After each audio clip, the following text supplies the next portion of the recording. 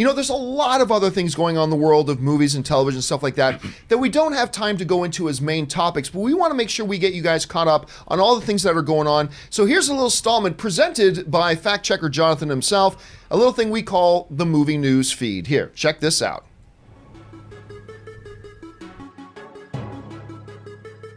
First up, Stolen Picture Production Company has purchased the rights to Ben Aronovich's The Rivers of London series to be adapted for TV. The production company was formed 19 months ago by Shaun of the Dead's and Hot Fuzz's Simon Pegg and Nick Frost. The Rivers of London series follows Peter Grant, an ordinary police constable turned magician's apprentice, as he solves crimes across the British capital with a blend of urban fantasy, mystery thriller, and fantasy caper. The franchise has sold over 2.5 million copies worldwide.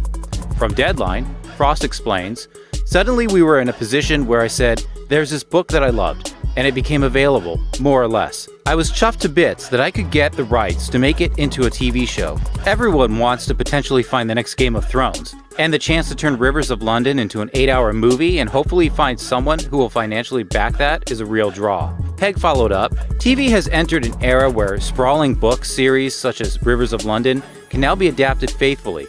This era we're in now, TV, has suddenly evolved into something far more cinematic, where you can tell stories and elaborate. The first book will become the first season, but Aronovich said that in future seasons they may potentially put more than one book together. It will likely be 8 or 10 episodes in its first season. The team is currently at the assembly stage of the process and has not yet put together a wider writing team or gone out to pitch to broadcasters or SVOD platforms." Next up, Universal Pictures and CJ Entertainment are teaming up for a remake of the hit Korean comedy Extreme Job, with Kevin Hart eyeing the starring role. From Variety, the story follows a team of narcotics detectives who go undercover in a fried chicken joint to stake out an organized crime gang. But things take an unexpected turn when the detectives' chicken recipe suddenly transforms the rundown restaurant into the hottest eatery in town. The film was released in January in Korea and has since become the top-grossing film of all time, earning $127 million in South Korea.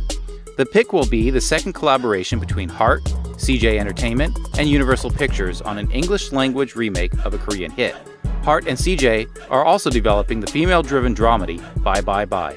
Next up, the writing, producing, and directing duo Phil Lord and Chris Miller are moving their overall deal from 20th Century Fox TV to Sony Pictures TV in a 5-year deal.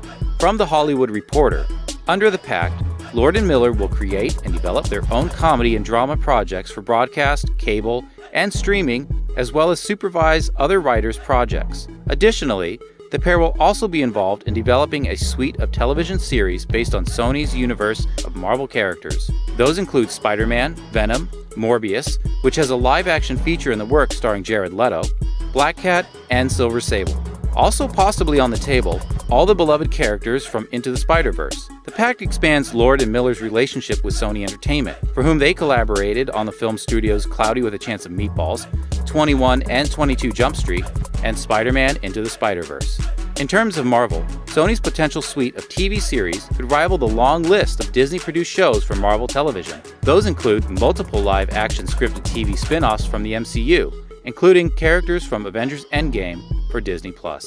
Next up, fans of Jordan Peele's The Twilight Zone will be happy to hear that CBS All Access has renewed for a second season following the initial release of the first 5 episodes of the anthology's first season.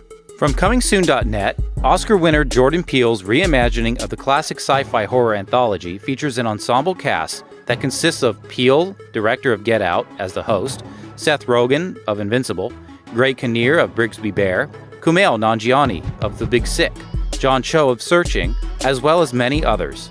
The original The Twilight Zone was a journey into a wondrous land of imagination for 5 years on CBS, from 1959 to 1964. The Godfather of sci-fi series, the show explored humanity's hopes, despairs, prides, and prejudices in a metaphoric way conventional drama could not. Season 1 of The Twilight Zone is currently streaming on CBS All Access, with new episodes released every Thursday.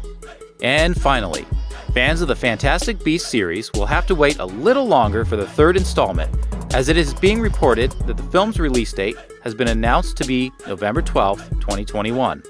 This is a full year later than previously expected, as The Crimes of Grindelwald was released 2 years after the original film, Fantastic Beasts and Where to Find Them.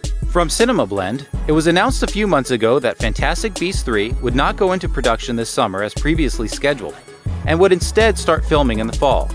It seems that the quick turnaround between the first two films may be getting the blame for the second film's poorer performance, and it was decided the third film needed more time to prep. The announcement of the date, posted on Pottermore, also confirms that the Fantastic Beasts franchise is still part of a 5-film series. There was some question as to whether or not we would still get all 5 announced films in the Fantastic Beasts series after the most recent movie, Fantastic Beasts: The Crimes of Grindelwald, became the lowest grossing movie in the entire Wizarding World franchise.